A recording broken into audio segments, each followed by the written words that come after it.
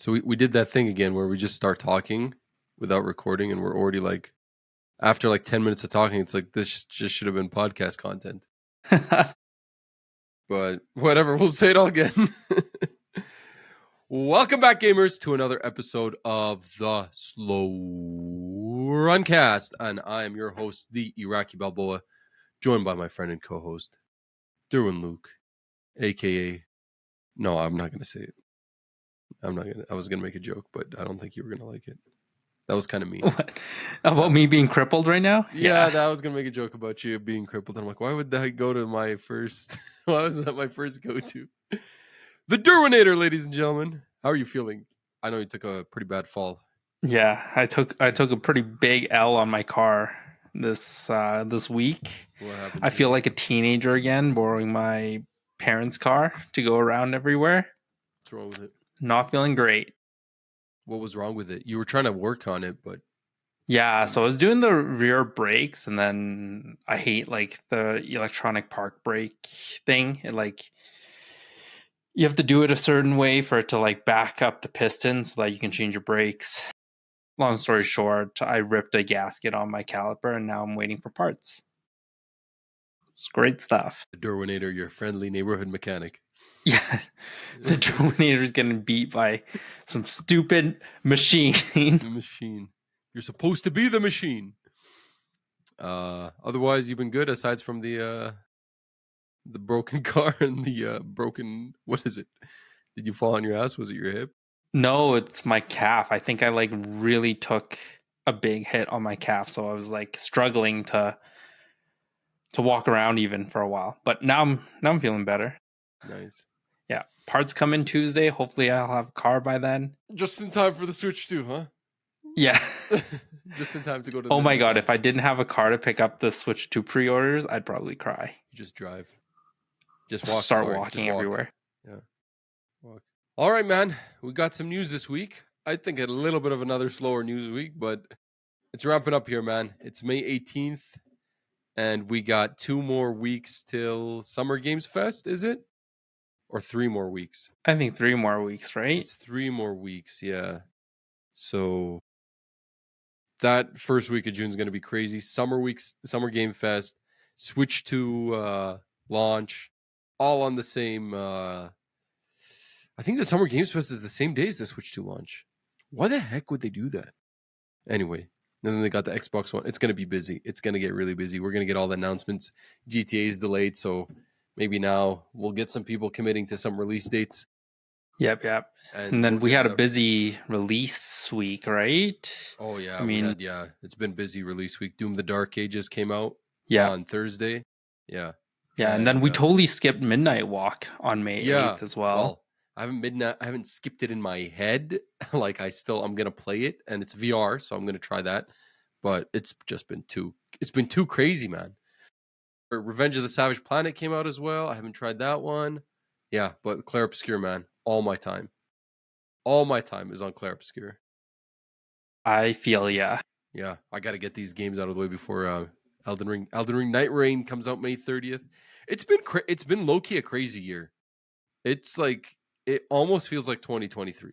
Maybe not to the caliber of 2023, but it's like, I remember last year was like, maybe there was like 1 release a month that was like semi-interesting, but like... Yeah. Between the shadow drops and then like the actual like games coming out that are sleeper hits. Oh yeah.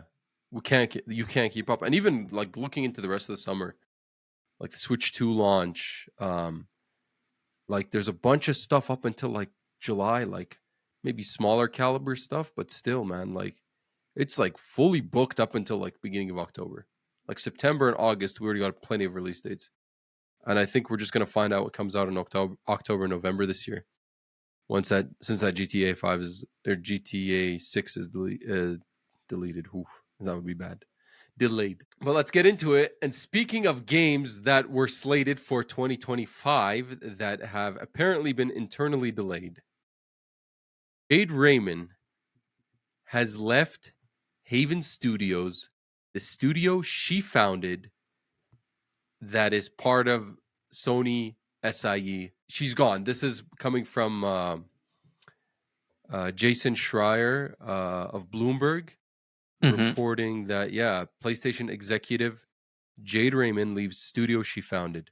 So for those who don't know, Jade Raymond is kind of, yeah, she's a pretty big executive name in the world of video games. She's really famous for being kind of front facing for Ubisoft back in the late 2000s, early 2010s. She's producer and executive producer on plenty of big games from that kind of time period. Let's just go kind of through a list. And yeah, she was kind of like a public facing figure as well, kind of like Phil Spencer and stuff like that. So she's producer and executive producer, managing director, on a bunch of titles for Ubisoft, notably the first Assassin's Creed 2, Splinter Cell Blacklist, Watch Dogs, AC Unity, Far Cry 4, Star Wars Battlefront with EA.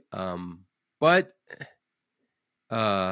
she's kind of been in this like cursed limbo for some time. And she moved, notably, she moved to Google when Google launched Google Stadia, and she was part of one of their internal development teams. So she spent a significant amount of time there, and as you know, released nothing because that all came crashing down pretty quickly. And then she founded Haven Studio in 2021, which Sony Interactive Entertainment invested in to create a new original IP for PlayStation. And then they acquired them outright in 2022. This is very similar to the Firewalk situation with Concord. Notably, if you recall the PlayStation showcase, which happened, I want to say 3 years now ago, where Sony came out and said, "Hey, we're doing live service. We're fully investing in live service. Look at these games. We got Marathon, we got Concord, and we have Fairgames, which was the game that they were working on." It looks like the game was internally play tested. This kind of sounds similar to the Last of Us multiplayer story. Yeah. It looks like the internal tests were not good. The game got pushed back to 2026, which also I don't really know how it was slated for 2025 anyway. There wasn't like an official announcement or anything, but it was supposed to come out this fall. And it looks like Jade Raymond has left the studio, which is kind of crazy. This is the second time in about 10 years where this kind of happens. And she really hasn't put anything out since 2017. And yeah. Yeah, she must have had some sort of creative difference, maybe, with some of the leadership at Sony. Well, I don't know. Maybe Yeah, speculation, of course. Of but course, like, yeah. Thoughts, man. Thoughts about specifically her and kind of her curse, let's be honest. It seems like. yeah, she's been And having a rough few years, I guess. From yeah, that plus the whole Sony Live Service thing. Like this, we've been talking about like Fairgames, like ever since Concord happened and ever since we got news of all these delays, like the Blue Point game or the cancellations, the Blue Point game that was supposed to be a God of War multiplayer that got canceled, the Twisted Metal multiplayer that got canceled, the obviously the Last of Us multiplayer that got canceled, Concord's absolute failure, and all these live service games that were supposed to come out that just really haven't hit the mark. Besides Helldivers 2, and then Marathon. We'll get to Marathon. We got some news about Marathon and Bungie. Yeah, I don't know your thoughts. Like, yeah, I just don't know what Sony's playbook is. Like, last week they opened up a new studio for yes, a a yeah, live service game, and then this week we hear the news of Jade Raymond leaving her studio. Like, is Sony's plan really, like, I don't get it. Like, why are we having so many creative differences, and like, we're buying studios but then we're shutting some down? Like, what's going on? Like, it's not really giving a clear idea for the roadmap for Sony. okay. Well, my question is, what happens to Haven Studio now that she's gone? The studio that she founded, it's all about her, right? At the end of the day, she's the big name of that studio. And plus, from the sounds of it, this Fairgames isn't looking good. Does Sony double down and release this thing, or does this thing get canceled? I have a feeling it's probably going to get canceled. right? Yeah, like Marathon is already kind of like an online shooter of sorts, right? Do we need another Extraction. one? Yeah, like this game is kind of like an extraction shooter, is it not? It's like a Yeah, payday, like from my yeah. understanding. That's what it's like speculated as or shown off as, Yeah. right? So I mean, I don't think anybody reacted good to this game when they first showed it. But like, do they? If it's close enough to the finish line, did they just release it and see what happens? Like that's what they did with Concord. That didn't turn out very good. Yeah, but then it just costs them so much money to even market it, right? I Yeah. think they're at a point where they haven't marketed it very well or at all. So Yeah. like you save your marketing bucks and you write off the whole thing and have a That's a tax good write point. off, right? That's an excellent point because we haven't actually seen any trailers of it since that first trailer. Yeah, We haven't nothing. actually. Yeah.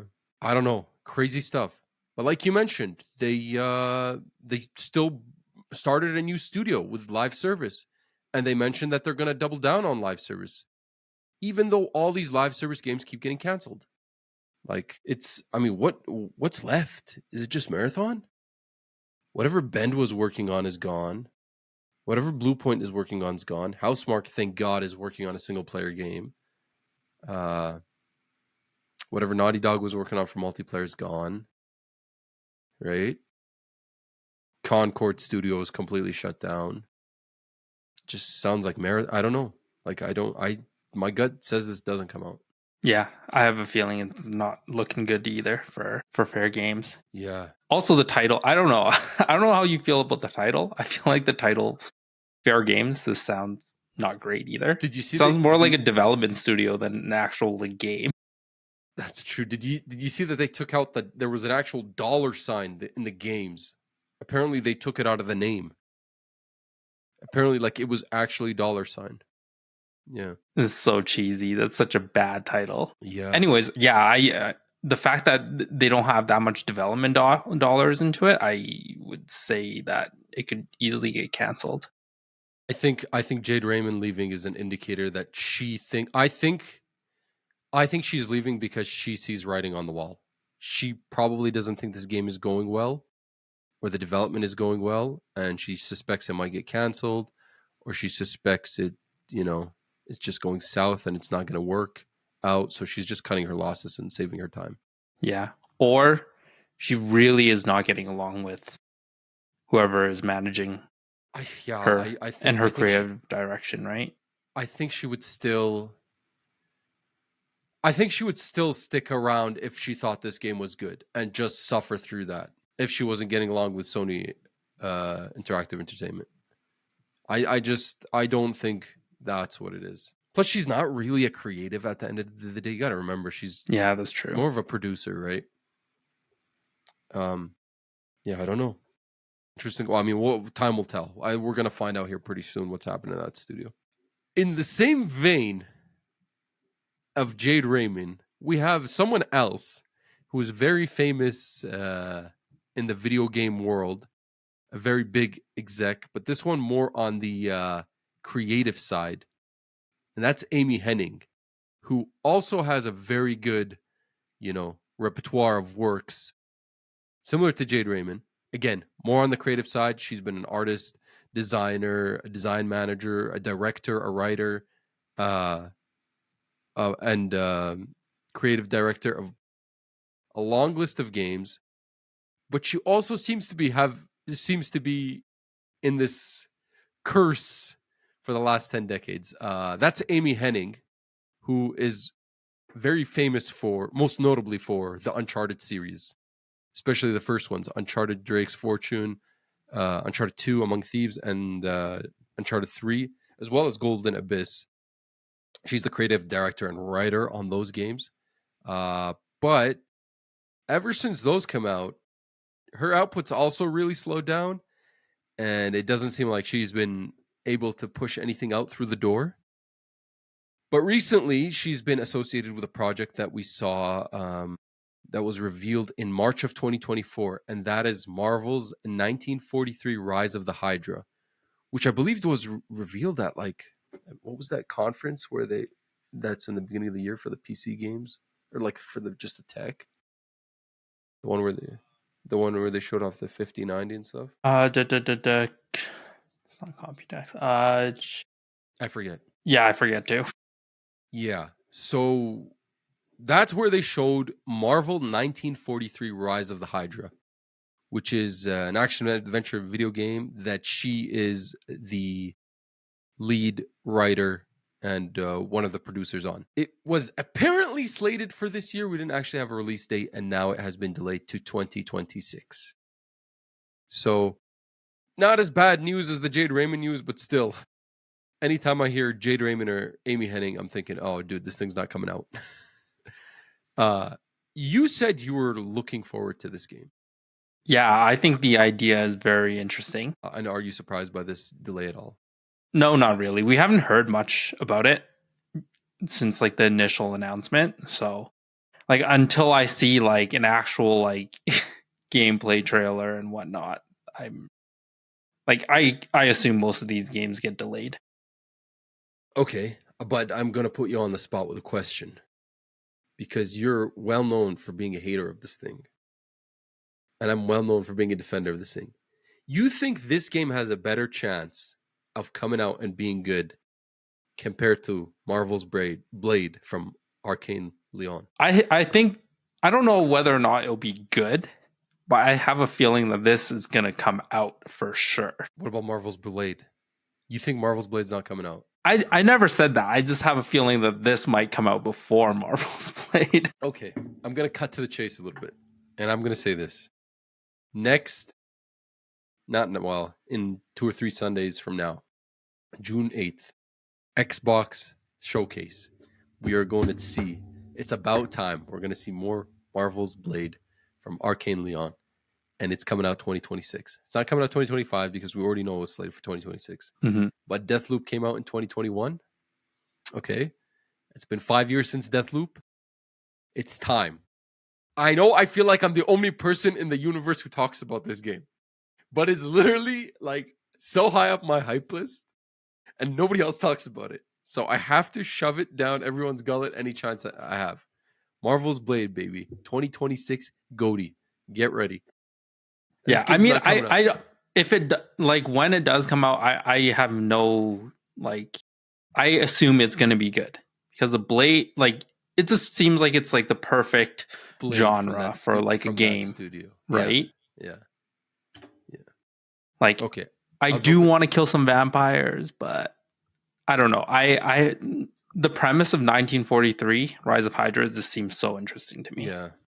It does, and Amy Hennig is a very good writer, right? But at the same time, I don't know. It's just the curse of the. I mean, like even if you go back to like the PS1 days, like she's done Legacy of Kain, Soul Reaver, Legacy of Kain, Soul Reaver 2. Yeah, she does have story concept for Forspoken on her list of works, so maybe okay, to be honest, the concept of Forspoken is pretty cool. Is it actually? Yeah, I don't think it's bad. What is really bad is the dialogue. Yeah, fair enough. Like the concept of someone getting absorbed back into some, whatever fantasy land isn't a bad story. It's just the dialogue that carries you through the game is terrible. Exactly. Yeah. I don't know. I tried the demo for that game. Did not stick with me at all. Yeah. I actually didn't mind it. I was playing Forspoken for like a while. Like I'm actually many hours into Forspoken. I hear a few people who think it's like a sleeper hit, even though it got terrible reviews. Like I don't listen to any of the cutscenes, but the gameplay isn't terrible. It is a bit boring, but the exploring part isn't terrible, and the parkour is actually not bad in it. Okay. Yeah, just dude, the voice acting and this it's brutal. It's so bad. It's so bad. It's insane. Yeah. And like the oh my god, I hate the chemistry between her bracelet that speaks and her. She's like, not to be rude, but she is a bitch, and she's very entitled. And this bracelet is, I don't know, like the voice acting for the bracelet just seems off. Do you remember that was one of the first games that was showed off for the PS5? It was on the first showcase for the PS5 in 2020, just 4 months before the release. It was called Mhm. Yeah, Project it was supposed to be a Athia. big hit. Yeah, it was called Project Athia at the time from Square Enix, and it was pretty high up on my hype list. But I think I played the demo, and I'm like, what? And never picked it up. And then, yeah, the reviews, it got obliterated. It's kind of interesting how like sometimes you're like really hyped for a game, and it's just kind of like what? And then like there's a game that's kind of in the background, and it's like, Mm-hmm. you know what I mean? Yeah. Like you're not expecting it. You're like, oh, Yeah, that game just looks okay, and then out of yeah, nowhere it blows up. yeah, exactly. But you know what's blowing up right now, and in a free fall, the morale at Bungie, because we got word that from Bungie themselves, they confirmed that an artist's work has been taken and used in Marathon without their permission. Plagiarism. This was posted on Twitter. An artist, I don't know her name, but I like her account says N to the power of 2. The Marathon Alpha released recently, and its environments are covered with assets lifted from poster designs I made in 2017. So it's pretty crazy. Go on her account, like Yeah, it looks exactly like her it. account looks exactly like Marathon, which is pretty wild. And then Bungie basically said we're looking into it. Earlier on in the week, they came back and said, yeah, it's been stolen, it's been plagiarized. They also said the employee's no longer working there. Does that imply that he got fired or she got fired, or that this was done before, or that they just quit before this was found out? And it says now they've pulled all of Marathon's gameplay and are reviewing all the art. So I don't know what that means exactly. Does that mean we can't see any videos from official live streams online or something like that? Like we can't look up any gameplay? Because I know it's been in beta testing, like closed beta testing. So people have actually had hands-on with Marathon. Yeah, Scottish artist Fern Hook. That's her name. Yeah. So I mean, you look at the stuff on Twitter, it's pretty wild. Like it's pretty crazy how close and similar it appears. So I don't know what they're gonna do. Apparently, like people aren't not happy with all this at Bungie. They're getting pretty close to a release date. They're 4 months out. Like talk about the game isn't like fully positive. You know, there's some people who are very critical of it. Some people don't want to play an extraction shooter. Some people want to play an extraction shooter but don't like the theme behind Bungie and the ideas. Then Arc Raiders came out in open beta, and that's seemingly been getting more interest and attention as far as extraction shooters are concerned. So yeah, it's not good. They're gonna look into everything. I don't know what they're gonna do. Are they gonna get rid of all the art, or are they going to pay out the?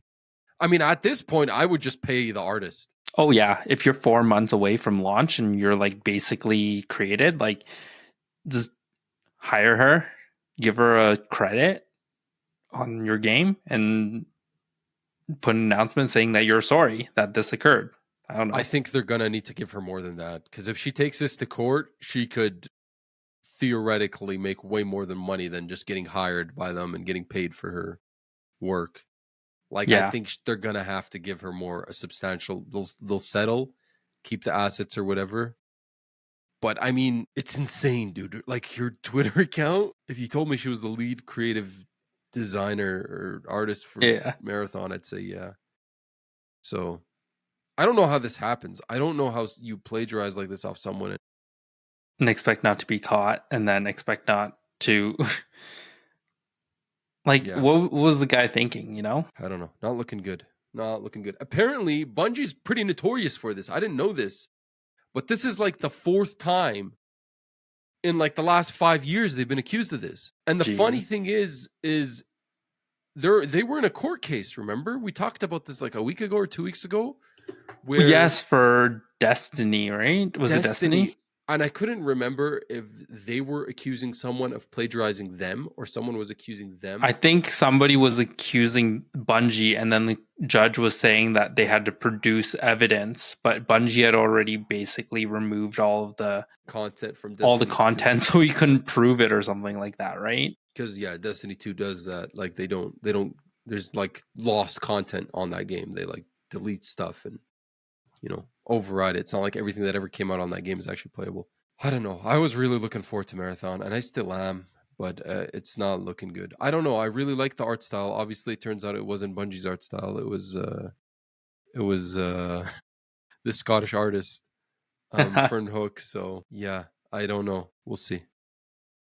Yeah, Well, I don't know. I was never high on Marathon, so I know, and a lot of or, people on the internet are not either. Like I kind of feel like I'm in my own little bubble. I really want it to be fun and great. I really like the art style, and I really like the idea of playing something different for a multiplayer game. I haven't really played an extraction shooter.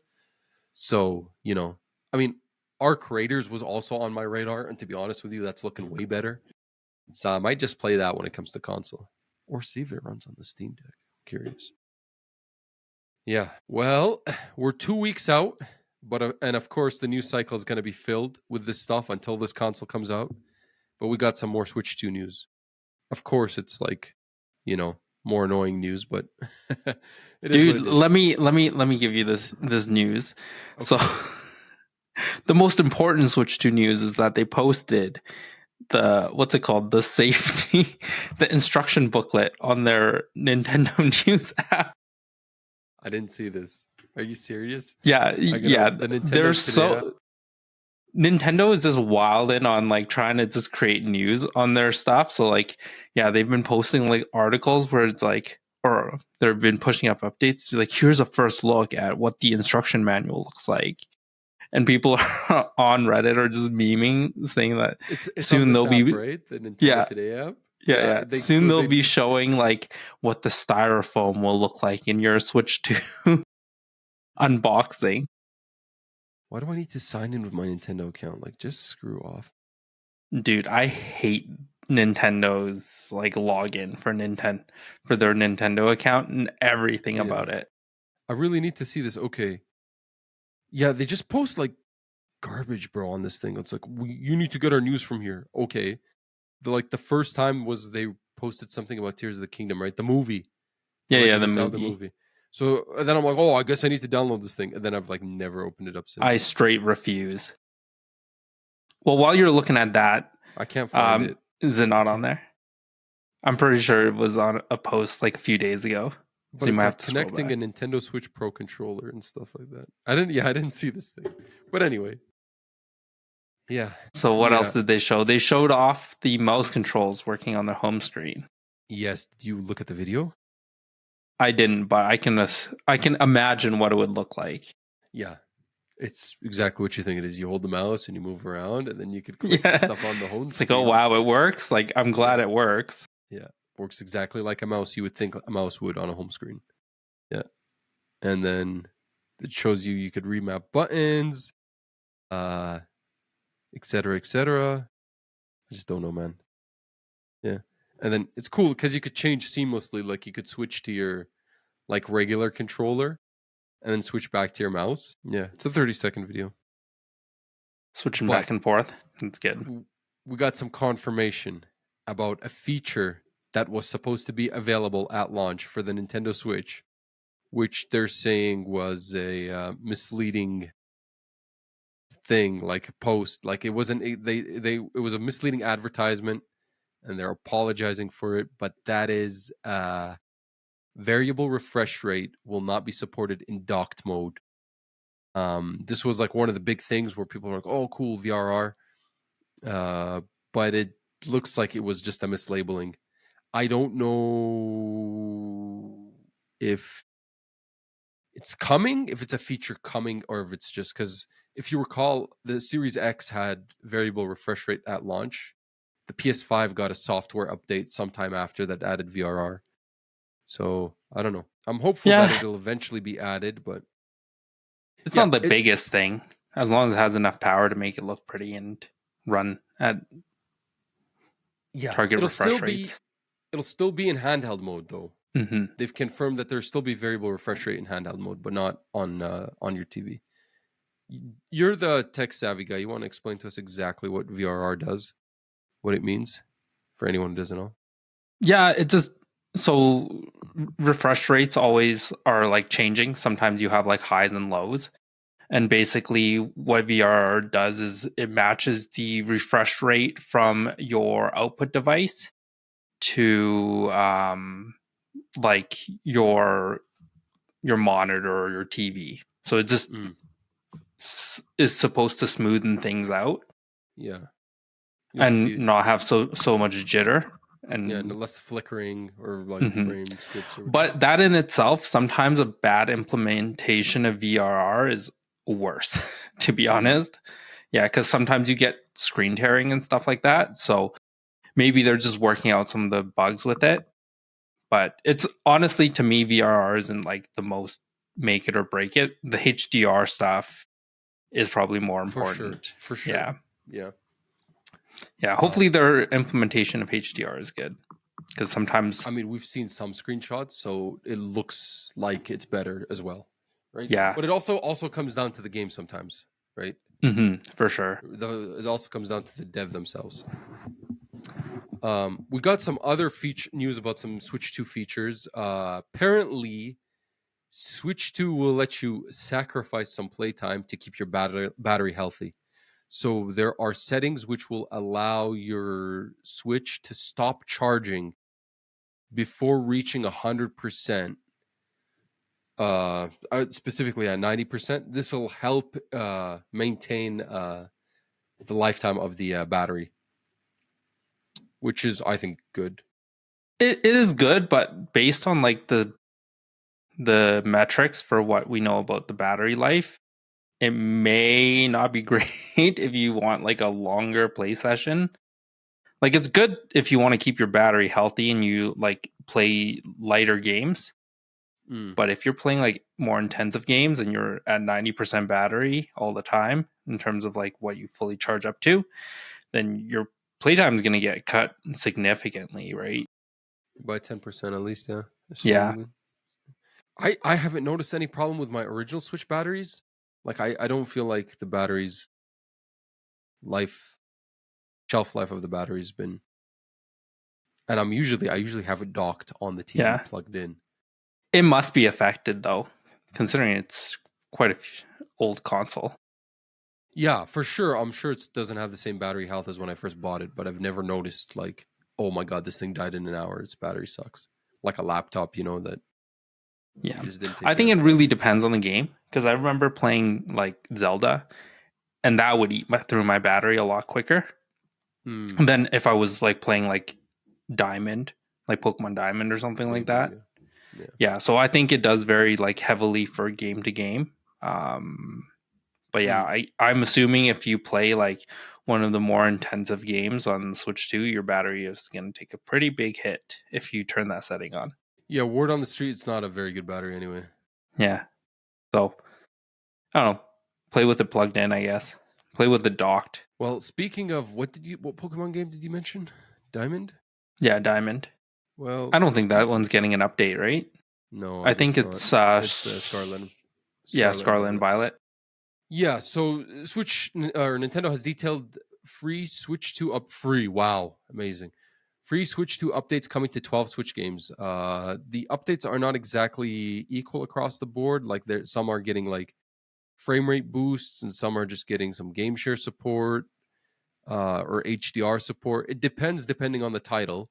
But the titles are 51 worldwide games, ARMS, Big Brain Academy, Brain versus Brain, Captain Toad Treasure Tracker, Game Builder Garage, New Super Mario Bros. U Deluxe, Pokemon Scarlet and Violet, Super Mario 3D World plus Bowser's Fury, Super Mario Odyssey, The Legend of Zelda Echoes of Wisdom, and The Legend of Zelda Link's Awakening.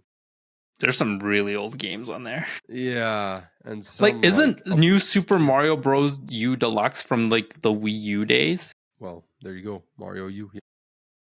Yeah, it is exactly. It's a Oh my It's a god! Wii U Guess game. how much it is on the Nintendo Store still? $80. Yep, $80 Oh still. yeah. That's I'm sup- insane to me. I'm surprised there's no like bigger, more recent games listed here. I don't see Pikmin 4. I don't see Princess Peach Showtime. I don't see Super Mario Bros. Wonder, which is the more recent 2D Mario. I don't see like there's a few things here. I don't see Pokemon Legends Arceus. I don't see Honestly, I have a feeling that yeah, they'll eventually make some of these updates and then charge you for it. yeah, the only like it's good that Mario Odyssey is getting that boost, but the only other recent Switch game is Echoes of Wisdom from last year. Some of this other stuff is I pretty mean, old. Odyssey isn't even that new though. Oh no, it's not. It's what's that 2018, 17? 17, Yeah. right? Yeah. Oh no, of So course it's New not. Super Mario Bros. U is a 2012 game. Yeah. Well, I get it. The older the game, the more boost it needs, but I'm still surprised that they're not implementing Yeah. some boost to some of their newer games. Luigi's Mansion 3, for example.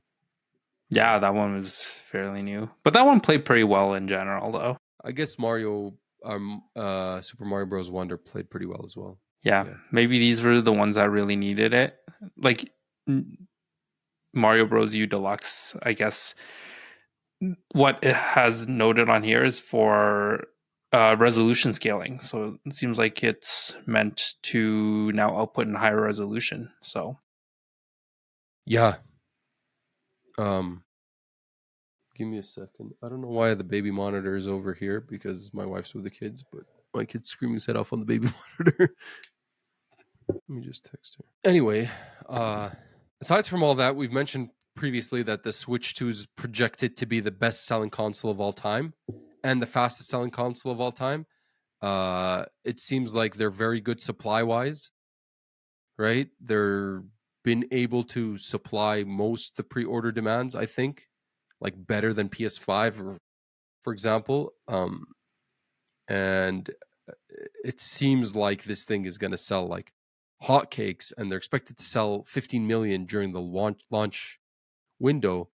But that apparently is still lower than expected sales projection for Nintendo for the console, which is interesting. Like they thought they were going to sell even more. mhm. Nintendo's president has said that price is a key factor in lower than expected sales projection. So it's still selling like crazy. Nintendo's saying it's not enough, and they're saying, yeah, the price is probably why it didn't reach our sales forecast. Yeah. And we never know. Like this is like what wave one. So like once it actually releases, and there are some people I know that are are interested in it. They aren't sure about a pre-order. They want to see what when the console comes out. Or some people that just don't keep up and they don't pre-order. So like there's still that wave, and That's then true. there's the holiday wave too, right? Yeah, that's true. I'm sure it'll sell like crazy, Mm-hmm. even with the price. Something else that's going to sell like crazy when it eventually comes out. GTA 6. Take Two says that the GTA 6 delay will be worth it and suggests it's confident no further slips. So, fingers crossed, we'll see what's going to happen, but they think they're really going to hit that. And I think so too. Putting your foot in the, ground like that, May 26, 2026, seems like you. Then again, Starfield did say they were coming out on 11/11/2022 and delayed the whole game to like September of 2023. So you never know. Yeah. I did read this article from gamesindustry.biz, an opinion piece who says GTA's delay won't change the launch calculus for most games. So everybody had previously, all these devs had in mind that, and publishers had in mind that this game was going to come out in the fall. So people were maybe waiting for it to come out to gauge when they were going to release their game. Now that it's been pushed back till May, studios like that were planning to release their game around then, like it's not like they could speed up development now and get this thing through the door before GTA comes out, right? They're kind of screwed. Like I think this game is gonna screw a few titles over that are gonna be forced to release a game and not delay it any further, but at the same time they can't speed up the production to get it out of the way. Similar to what like Kojima did. Remember, we heard that Death Stranding 2 was originally supposed to come out in September, but they moved up to June. Really good article. I would recommend this read from, his name is Bob Fahey, contributing editor. This is gamesindustry.biz. But that is not all for GTA 6. We have been hearing rumors about some other Rockstar games. And apparently, a pretty reputable leaker is saying GTA 4, like remaster or remake for the PS5 and the Series X, is reportedly in development and could release this fall, which I think would be a wild turn of events if that came out this year. Notably, GTA 4 for PlayStation users, GTA 4 is stuck on the PS3. You can't really play it on your PS5 or PS4 for that matter, because of the whole notorious cell processing thing for PS3 that made backwards compatibility very difficult and what have you. But GTA 4 is one of those games that's like a lost on the PS3 that I think on the Series X the story is different because they do have backwards compatibility with the 360. But I mean, if they had this in the works the whole time and this comes out to fill in the gap, I think this one's going to sell pretty good. Yeah, I would also like rebuild up hype for GTA 6 GTA too. 6, Right? yeah. Yeah. And in addition to Over. that, there is also reports that Red Dead Redemption 2 is coming to Switch 2, along with a very, very long awaited PS5 and Series X update. Because notoriously, Red Dead Redemption 2 never got like a PS5 or a Series X patch like every other game that was late PS4, Xbox One. I don't think there's a frame rate boost on that game. There's no like additional added stuff like ray tracing or any of that on Red Dead Redemption 2 on the consoles. If you play it on PS5, you're playing the PS4 version, and that's it with no boost. And it's been 7 years since that game came out, so they're reportedly these are coming alongside this Switch 2 version. So it looks like Rockstar's got a lot, aside from we thought this delay was going to be kind of bad for Take-Two, but Take-Two is seemingly doing okay with Civilization and Mafia: The Old Country coming here soon. And there was another big release that they had that I seem to be forgetting. Or Borderlands 4. Plus these two potentially. Durwin, are you going to hop into Red Dead Redemption 2 on the Switch 2? I'm not going to pay $100 for Red Dead Redemption 2. 100%, yeah. Are you going to hop into Red Dead Redemption 2 on the PS5? With ray Probably tracing? not. I'd probably just play the PC version. Are you going to hop into Red Dead Redemption 2? Well, wouldn't the PC version already have all the bells and whistles? There wouldn't be. Yeah, it should. Like, yeah. I thought it came out recently. You're thinking about Red Dead 1. Red Dead 1 was also a game that was notoriously stuck on the PS3, similar to Grand Theft Auto 4 that they ported over to PS4 and 5. It's a 29. It was out in 2019. Yeah, for the PC version of Red Dead 2 came out a while ago. Yeah. Did they update it though? Because I wouldn't be surprised if they did. Like usually, I'm sure you could play that game with at least some. Maybe not ray tracing. I don't know. But maybe they'll release the version that supports DLSS. View update history. Let me just do some research real quick. Yeah, last time it was updated 2020 actually. So have you played Red Dead Redemption 2? I've never. Oh, dude.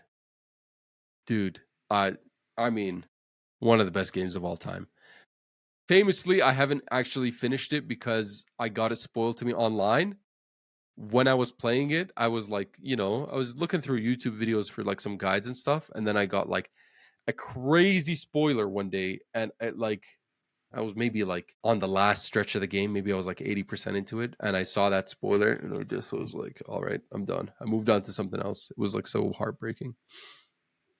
But I will go back and play that game on like higher frame rate. Yeah, that might be fun to play. Honestly, what's on my list for once I'm done Ghost of Tsushima is most likely going to be Stellar Blade, but I also want to add Cyberpunk. Yes, the PC release of Stellar Blade. Yes. Oh no.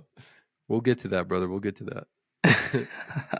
um, I am looking forward to GTA 4. I missed GTA 4. I never played that one, so I'm really curious to see like how that's gonna look on PS5. I hope it's better than those freaking stupid remasters that they did for GTA 3, Vice City, San Andreas a few years ago. Moving on, we reported last week that Epic Games won their court case against Apple, and basically the US government's forcing Apple to change the way they take money from people who put apps on their stores.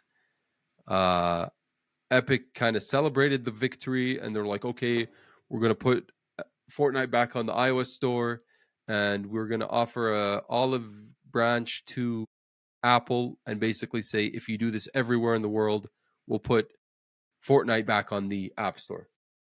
Okay. I had a thought after I heard this news. I'm like, what incentive does Apple have to follow this rule everywhere else in the world just because you're putting Fortnite back on the App Store? What is the incentive? If Fortnite is a free to play game and now everything can be purchased in app and not through the Apple Store, like all the microtransactions, what's in it for Apple? What is the monetary gain at that point? Right? And I think I'm kind of right because Apple has blocked Fortnite from coming to the App Store anyway. Even after Epic Games is like, oh, okay, we won. We're going to put Fortnite back on the App Store. Apple was like, no, you're not. You won. You screwed us over. We had a crazy freaking monopoly on our platform where we charged every developer for any app. Like we got a big cut, a 30% cut. And you couldn't buy anything like through the app itself, which is what the original fight is about. We had to get a cut of everything. Well, if we're not going to get any cut from your Fortnite microtransactions, and you're the ones who also screwed us over, let's play petty. Why are we going to even? Yeah, right? that's true. Yeah. So apparently, the Epic CEO says Apple still hasn't approved the Fortnite iOS submission and suggests it's obstructing the process. Yeah, it's a very interesting balance that Apple needs to find. Yeah, but at what point, like, I don't understand what's the gain. What gain are they going to get from putting Fortnite on the App Store if it's a free to play, right? Yeah, I mean, they can argue like, oh, it's not safe, blah blah blah blah blah, kind of deal. I don't know. It's Apple's gonna be Apple. They're probably pretty. They want to have the final say for everything, and they want to make money from this, especially something as big as Fortnite, right? So yeah, they're probably gonna be pretty petty about it too, right? well, yeah, for sure. We have an update, a follow up from a news story that we discussed last week. Giant Bomb has been actually sold by Fandom and will continue to operate independently.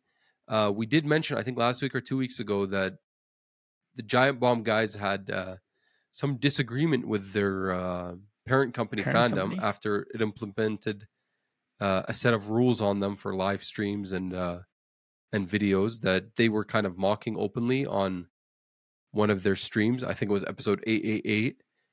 We don't know what happened after that exactly, but a bunch of key notable people from Giant Bomb, like Jeff Grubb, Dan Reichert, Mike Minotti, just to name a few. So we thought Giant Bomb was done, but it looks like, which makes sense because Fandom kind of shot themselves in the foot. Those names are what made Giant Bomb even,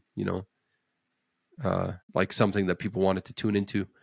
It looks like they've discussed the takeover and they're now going to continue independently. They sold it to those same people. So expect all these notable, like these are very key, important people in games media and games journalism. Like Jeff Grubb, for example, is a big one. But yeah, they're going to continue. They're going to operate independently, which is good for them. Good that a good story came out of that. Yeah, it's nice to have more independent entities, I find. Well, it seems like that's the way it's all going. It seems like all the IGNs and the Kotakus and the GameSpots and stuff like that, like that's not It's more of these like YouTube channels that seem to be like, and podcasts that seem to be like more profitable or more desired or more of a, like a have a feasible economic kind of format. Mm-hmm. Time will tell. So Square Enix reiterates a plan for quality over quantity and is going multi-platform on all games going forward. Of course, we already kind of knew this after they mentioned their disappointment in Final Fantasy 16 and Final Fantasy 7 Rebirth sales. They're doing a 3-year reboot or whatever it's called. And they said they really want to focus on quality over quantity, even though, like, what is your quantity? It's not like I they're feel like releasing. their quantity isn't even that much quantity, to be Yeah. honest. Yeah. Is it like, when was like, how many Final Fantasies have you guys had in the last Yeah, whatever I mean, years? like from 15 to 16 was like a huge amount of time. 8 years. Do you really recount? Do you really like consider like remasters to be like something that? I'd say Rebirth and Remake are big projects, but Yeah, those are remakes, but like they had like the Pixel Pixel remaster. remastered. Yeah. Like, does that really count as like a full like game? Probably not. Yeah, like, what are your thoughts? I don't think Square Enix is a company notorious for putting out quantity of Quantity? garbage. I don't think so either. Yeah. Um, It's not like Ubisoft saying this. so I really don't understand what they mean by this. Like, I like that they're no longer exclusive to a platform, and they plan to actually put out the whole trilogy of Final Fantasy VII remake on Switch too. But like, Correct. I've never considered them to be like a quantity entity, right? Like, how many games do they even publish in a year? There's some smaller stuff. I mean, we got news that they canceled their mobile Kingdom Hearts game, Missing Link, which there's been a few closed play tests for. Yeah, I mean, I don't really consider mobile games to be full releases either, even though I guess they are. Really, it does take a lot of We could look at work still for a mobile game. Let's see. go to their games published. That is where I'm going. Let's see. Last year, games published 2024. 20, well, yeah. Jeez. They do have a huge list, but that's because they also go back like so many years. So what? 1, 2, 3, 4, 5, 6, 7, There's a few games here, 9. but the crazy thing is like a lot of these are like more budget games, more niche games that, like, who's playing these anyway, right? Fantasia and Neo Dimension. I'm sorry if anyone's a big Fantasia and Neo Dimension fan, or a Foam Saga Frontier Stars. 2, a Saga Frontier 2 fan. Like, I didn't even see marketing for those. I don't even know what they are. Dragon Quest 2D, HD 2D remake, like Romancing Saga, Visions of Mana, I guess, is kind of a bigger title. I get it, but like, your only real game is Final Fantasy VII Rebirth and Foam Stars, like you said. Yeah. And Crisis Core, like, come on, that was like not really that big of a. It was like a remake slash I remaster. think Crisis Core is 2022. Yeah. Octopath Traveler from, yeah, I don't know. I guess Yeah. they do Yeah. have a Just like, volume of games coming out. briefly going through it, it doesn't seem like it's. Yeah. They do have a volume of games coming out, but I don't think those games are the ones that are eating up the development costs. So if they're not selling as much, like, is it really that's the thing that's distracting you from quality? Yeah. And I I don't think mean, their games are poor quality anyway. they could just make more Kingdom Hearts games and make more money. Let's be Oh, when real. is the didn't there was, I believe, a news story from this week about some images leaking. Kingdom Hearts 4. Yeah. Yeah. How Kingdom Hearts good 3, I don't know. Did you play that one? Are I've you a never Kingdom played a Hearts? Kingdom. I'm not a Kingdom Hearts guy. Yeah, And Kingdom Hearts, the story's so confusing because they have so many friggin' storylines, but I didn't really like the last Kingdom Hearts. It didn't seem like it was that great, to be honest. I I played don't through know. it, but I remember seeing the cover for those games, like going to Best Buy or EB Games back in the day when I was a kid, and being like, "What the hell is this Mickey Mouse with some Final Fantasy? Like, what is going on here?" I'd get so confused with all the Disney stuff and whatnot all merged together, and I'm just like, I don't even understand what this game is. So Yeah, never and they're picked it not up. even like big characters too. I wish they would do something more fun with it. Reboot it completely. I mean, listen, Rebirth was an amazing game, but it was a sequel. The original game's from '97. Kids play Fortnite nowadays. Honestly, I think Square Enix is up against some like tough. Well, they should be taking notes from Clar Obscur. That's what they should be taking notes from. Like, that's a game Square Enix should have made themselves. That is very true. Yeah, I don't know. Anyway, Hideo Kojima says he's left staff a USB stick of his game ideas after he dies. This guy's really getting existential recently. He mentioned how like he's not going to make a Death Stranding 3 last week because he's going to be too old. So he has an idea written for it, but someone else will have to do it. He's releasing Death Stranding 2 this year. He's got OD coming out next, which is the Xbox horror exclusive.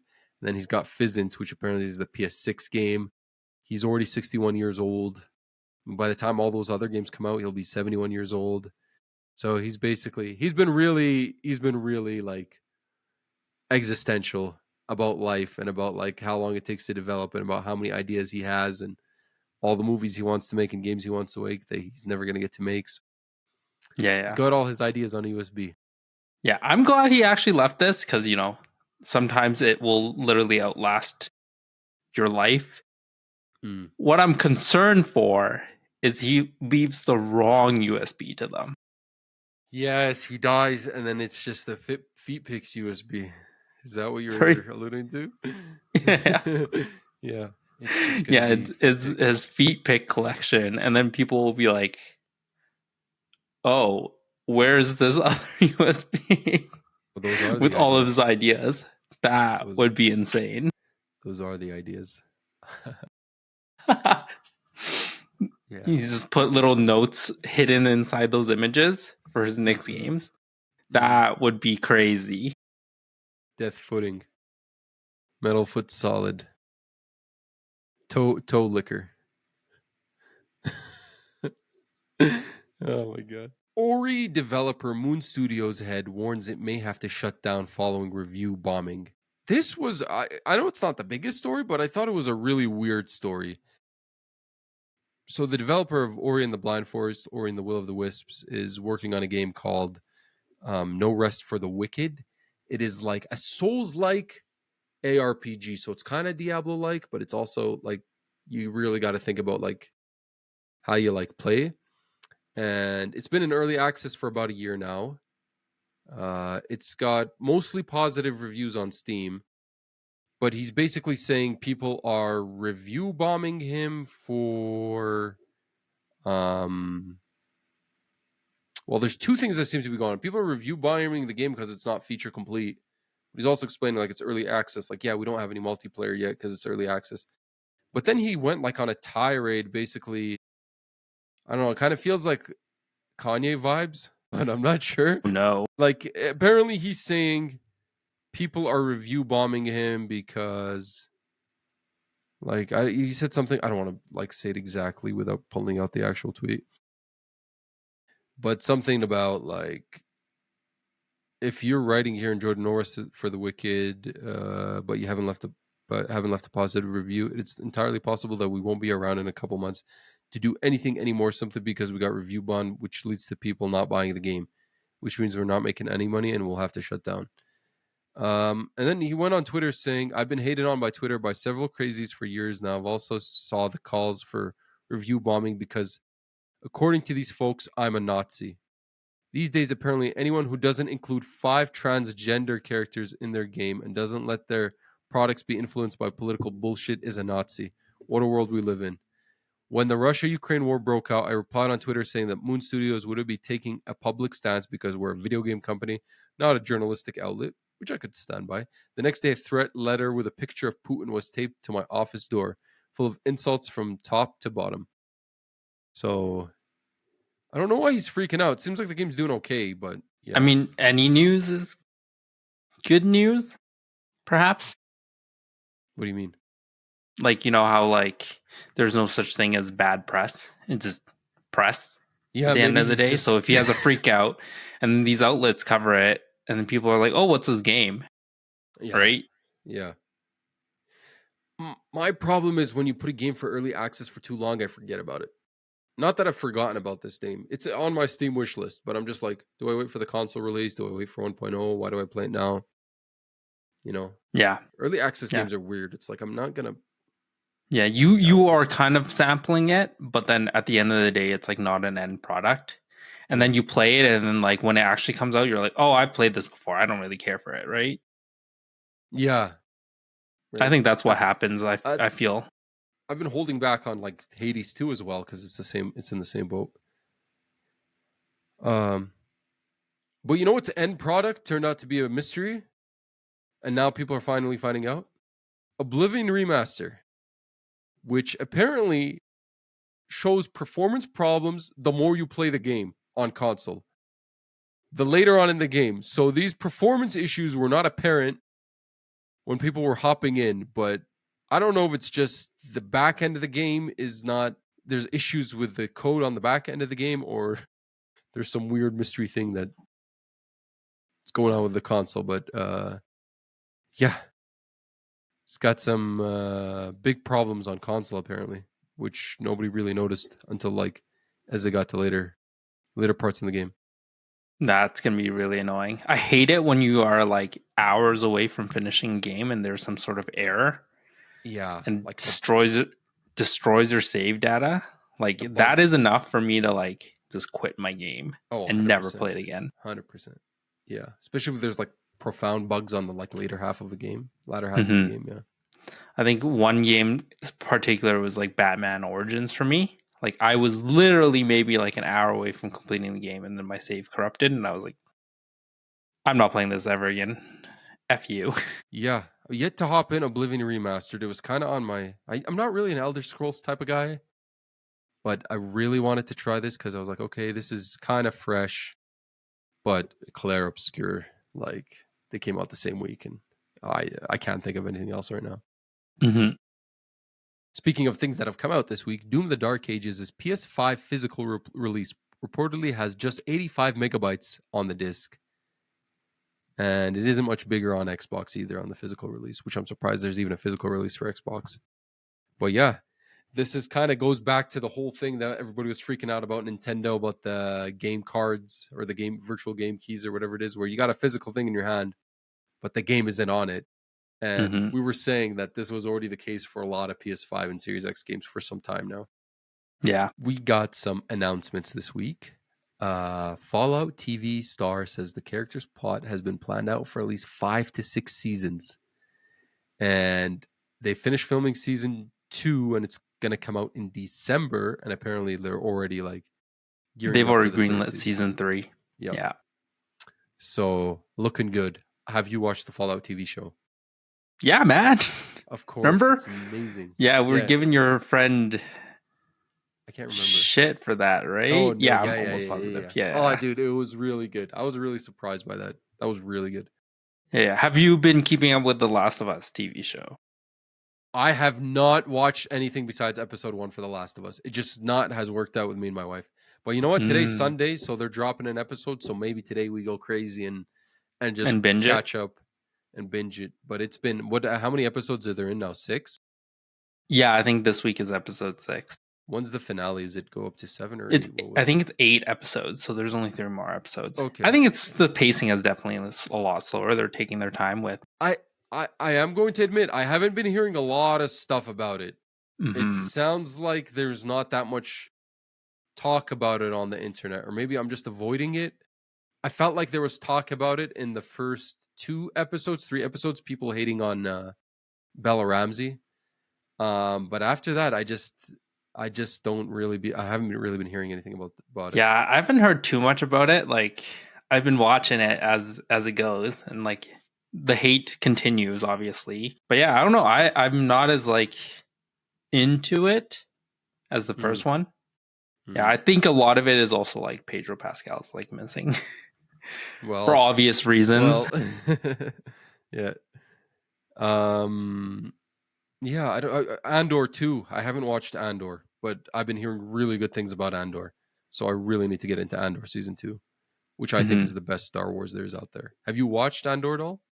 Nope, still Dude, haven't. I'm on you a Korean TV show binge. dude, drop it. I don't care. No, Drop it. no. Go watch Andor. Andor season 1, and then watch Rogue One, or the other way around, the movie. What you're soon going to be a bit on a binge. What you're soon going to binge are the mods for Stellar Blade, because Stellar Blade has a PC release date confirmed, or I think it already came out. And because the trailer kind of leaked a little bit early, there's new content coming to the PC release. But they also said that don't worry, we're going to bring this content to free for PS5. There's like 25 new suit outfits. Apparently, there is an issue about it being blocked on Steam in 120 countries, which apparently surprised even the dev. And it says they're closely discussing the region lock issue with PlayStation. I don't know if it has something to do with Sony publishing.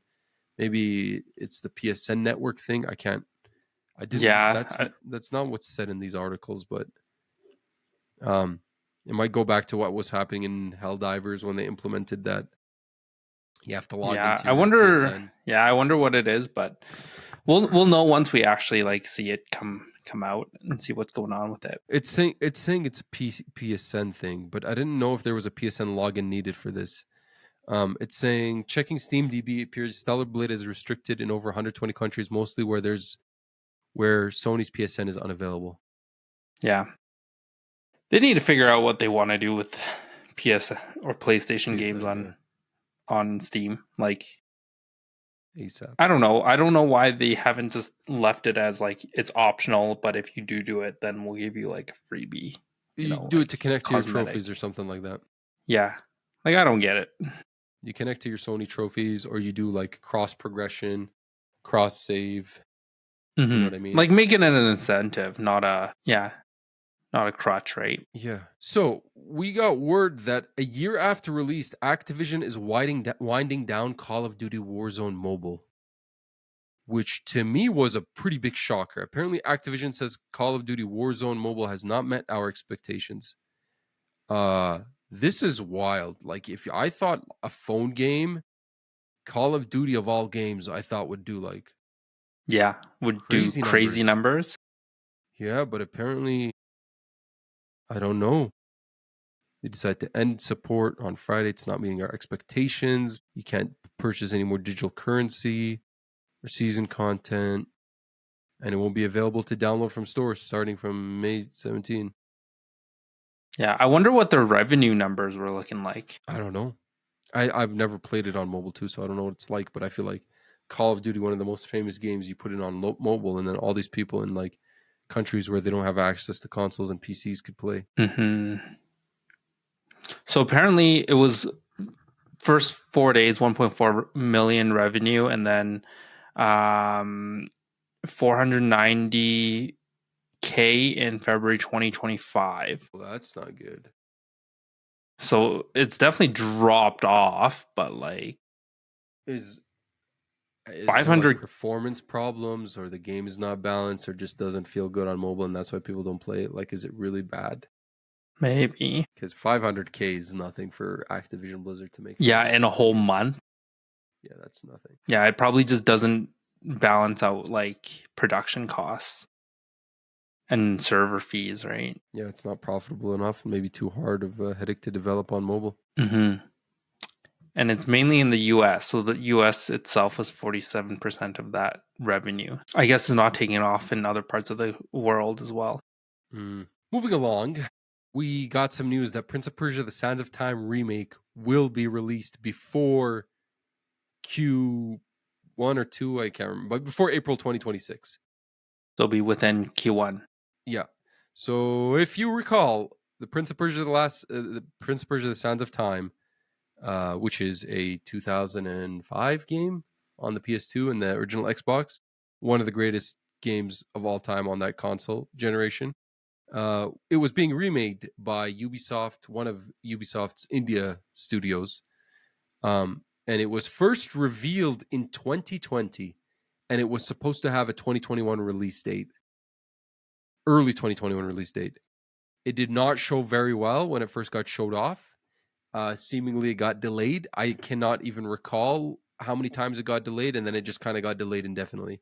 And then we heard development was moving back to the original studio that actually made it, Ubisoft Montreal. And last summer, basically, Ubisoft came out on stage for their little event and said, hey, this thing's actually coming out, and it's coming out 2026. So now we got confirmation that it's going to come out in this 2025, technically fiscal year. Mm-hmm. But in the same light of this announcement, they also said they're basically internally delaying all their big titles. Kind of in the same way Square Enix was talking about quality over quantity. Ubisoft sounds like they're taking the same approach, and a lot of things that were slated internally to come out at specific points of time for some of their big game titles, they said they're going to push back a little and make sure they're really good, which includes stuff that we don't even know exists probably, but one can only speculate. Things like Splinter Cell remake, Assassin's Creed Hex, or Hexen, whatever that one's called, whatever's next for Rainbow Six, whatever's next for The Division, and etc. So we'll see what Ubisoft has in store for us, but it doesn't sound like they're going to have any other big hits for this year. Not that they have big hits, but they have big releases that are big flops. But yeah, especially after that horrible year last year with Skull and Bones. What was the Ubisoft shooter called? The one that they took offline for the one that was supposed to be the COD killer.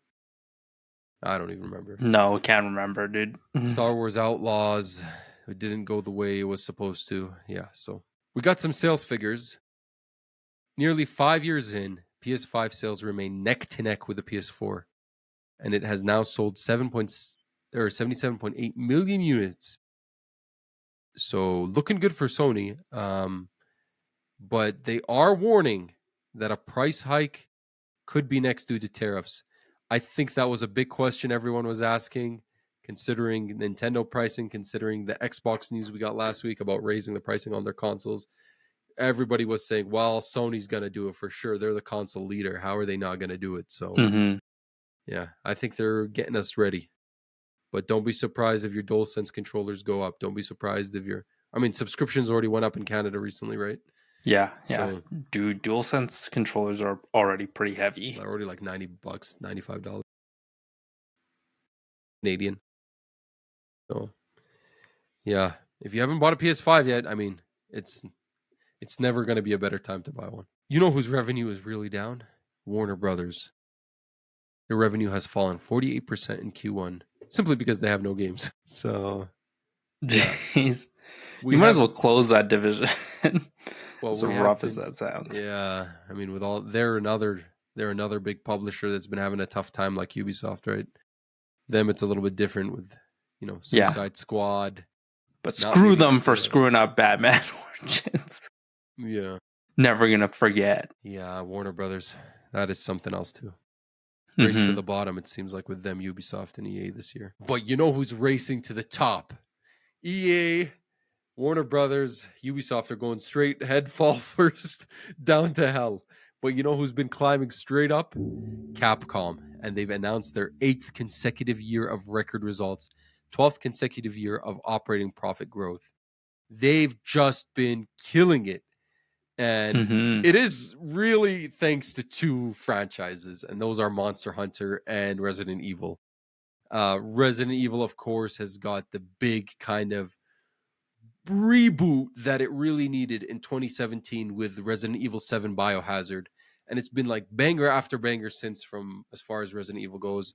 Resident Evil 7, Resident Evil 2 Remake, 3 Remake, Resident Evil Village, Resident Evil 4 Remake.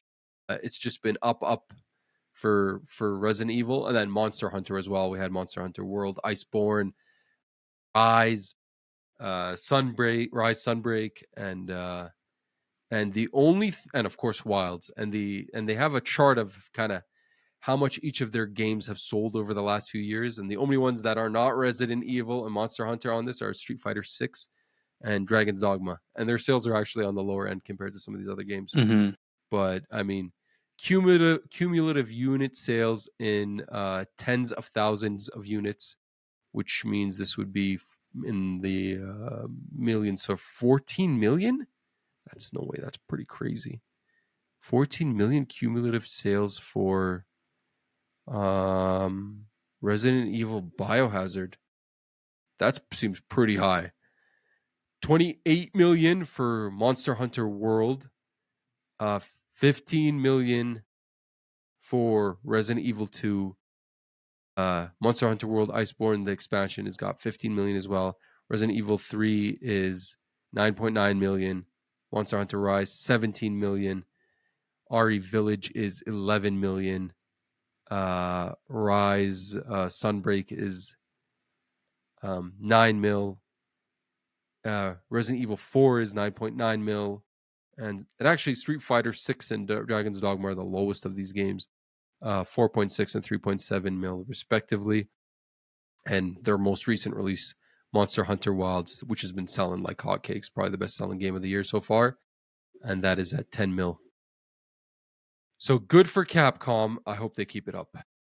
We just need more Resident Evil remakes. I'm completely. They're running out of Resident Evils to remake, though. The last rumor was 0 was going to be remade next, even though I would have preferred. That one's super old too. Yeah, I preferred if they did Resident Evil 1 or if they did Code Veronica, but I feel like that's it. It's like Code Veronica 0, OG, and then really you're into like remaking 5 or 6 at that point, which and those are fairly new. Those are like PS playable. 3, 4 for 6, 4 for 6. Early PS4. Yeah. Please make some Mega Man games that aren't crappy. Oh, Jude, you're dreaming. I mean, another Devil May Cry, I think, is overdue. Mm-hmm. I got one funny story left for this week. So the internet's been going crazy over AI Darth Vader in Fortnite. So they've added Darth Vader to Fortnite, and the dialogue is AI generated, and he's saying some wild stuff, dropping F-bombs, saying Haktua, saying a bunch of stuff from the internet, which is pretty crazy. And you could just look at these videos online, and people are posting this stuff on Twitter, but it's pretty hilarious. I mean, it makes sense though, right? Because like, what is it? Originally, when they were training AI, they had to like literally put so many blocks on it because they were just saying the weirdest stuff, because the internet is a very interesting place. Yeah, whatever it's getting from the internet was making its way to into the AI itself. So yeah, I've seen some of the videos where like Darth Vader turns on some of the people and starts killing them. Yeah. I mean, like, listen to this. Is your assessment of this Chun-Li based purely on her posterior dimensions, Daredevil? Like, that, he literally says that. On her posterior dimensions about Chun-Li, like, this crazy that they... How do they even get it to say this stuff? Well, it almost sounds like it's more scientific, or like anatomical. So that's how they're getting around it, perhaps. There's different ways to trick AI. Yeah.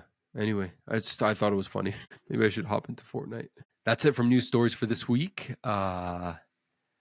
We could move on to our next segment. Durwin, let's get into the games we have been playing this week. Do you want to start, or should I start? I think you can start. Okay. I have started the biggest release of the week. Doom the Dark Ages came out on Thursday for Xbox Series X, S, PC, and most notably PS5. One of the first few Xbox developed games which have come to PS5 day and date. I know we've been seeing a lot of the ones where they've been playing catch up with. This is one of the first ones that, comes out on both platforms from the get-go. It is Game Pass day one. And talk of the time right now. Really good reviews. I believe it's sitting on 85 on Metacritic. So I guess a little bit of background. I'm not a Doom guy, really. I've like tinkered with some of the originals, but unfortunately I do have like a gap in my game knowledge. I have not played Doom Eternal or Doom 2016, which I both have heard are really good. Based on some of the reviews, it seems like Doom 2016 is still the GOAT. It just seems like id Software hasn't been able to hit kind of the same highs with these ones. But yeah, again, I haven't played them to actually compare. But I have not gone that deep into the game. I've played the first level. There are 22 levels in this game. It kind of tells you that. That's not a spoiler. Like once you get into the game, the story very clearly already is kind of a throwaway. But I don't think you really expect like real stories from this game. It's just supposed to Yeah. be. It's supposed to be a gamey game, right? And you are in this kind of hybrid, and that's why they call it the Dark Ages, because it's a kind of a medieval but futuristic hybrid thing. You know, like most of the Doom games are like this futuristic sci-fi kind of setting. This one kind of has like you have like a shield and you're wearing like a fur coat and there's like a mace weapon and it's kind of like, you know, this hybrid of these two.